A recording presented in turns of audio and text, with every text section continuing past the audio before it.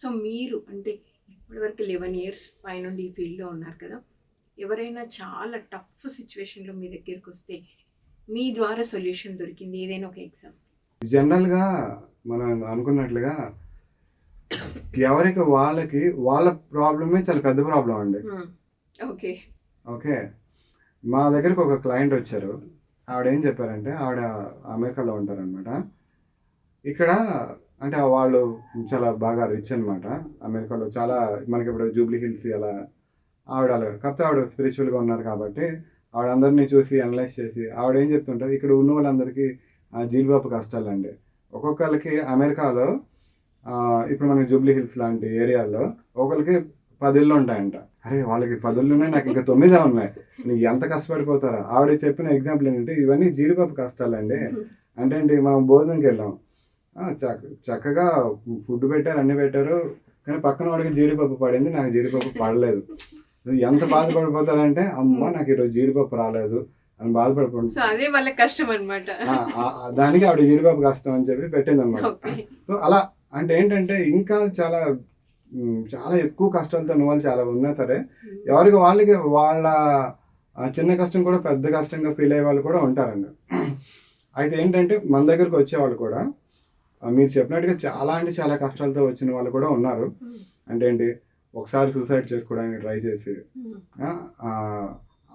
అంటే ఆయనకి ఎంత కష్టం వచ్చిందంటే, వాళ్ళ వైఫ్ చనిపోయింది, వాళ్ళ ఫాదర్ చనిపోయారు, ఇప్పుడు మదర్కి ఏమొచ్చి ఒక పారాలసిస్ వచ్చింది, ఇంకొక ఆవిడని పెళ్లి చేసుకుంటే ఇప్పుడు మదర్ని ఈయన చూసుకోలేరు, వాళ్ళ వైఫే చూసుకోవాలన్నమాట. ప్రతి పనికి పారాలసిస్ అంటే ఇంకా బాత్రూమ్ పనులు అన్నీ కూడా చేయాలి కదా.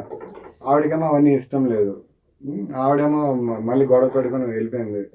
ఫైనాన్షియల్గా ఏ బిజినెస్ చేసినా లాస్.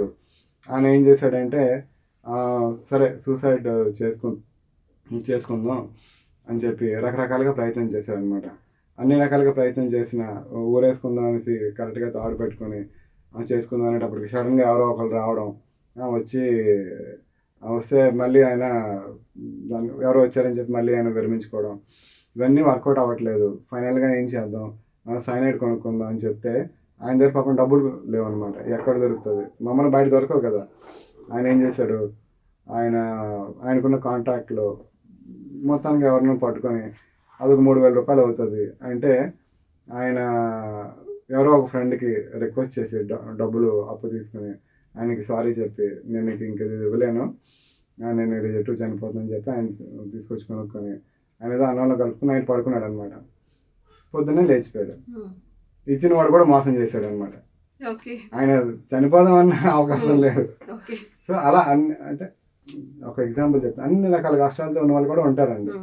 వచ్చారు, ఆయనకి అసలు ఇప్పుడు ఎందుకు ఈ కష్టం వచ్చింది ఏంటి, ఇప్పుడు నెక్స్ట్ ఆయన ఏం చేయాలి, సో ఈ ఫేజ్ ఎంతకాలం ఉంటుంది, నువ్వు వచ్చిన పర్పస్ ఏంటి అని మొత్తం అంతా హైయర్ కాన్షియస్ చెప్పి ఆయనకి రియలైజేషన్ కలిగించి మళ్ళీ లైఫ్లో ముందుకెళ్ళేలాగా మళ్ళీ గైడ్ చేశారు. అన్ని రకాల వాళ్ళు వస్తుంటారండి. ఎవరికి వాళ్ళకి వాళ్ళ ప్రాబ్లమ్స్ పెద్దవండి, అదైతే నేను క్లియర్గా చెప్పగలను.